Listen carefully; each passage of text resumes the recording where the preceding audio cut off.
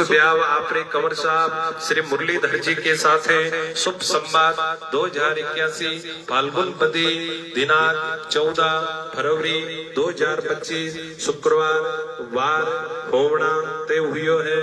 जिन ऊपर कंवर साहब श्री मुरलीधर जी ने बींद बनाई के बींद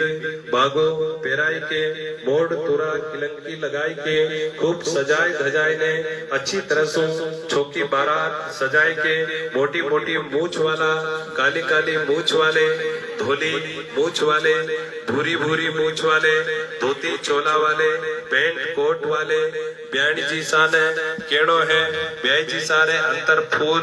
काजल कुमकुम टीको करने ढोल ढमका बांकिया नौबत नगारा बैंड बाजा से बैलगाड़ी रथ पालकी हाथी घोड़ा ऊंट हवाई जहाज रेल डिलक्स बसा कारा में आपरा सारा कुटुंब परिवार सका ने साथ लेके खूब धूमधाम से समय दिन में 2:15 बजे पधारसी राजश्री सारी व्यवस्था अठे छे सो राजकोटी घड़ो साथे लावसी नहीं हमा अटे आपरी हाजरी में हाजिर हासा हमारे अठे बाई लक्षिता ने गीत पाइने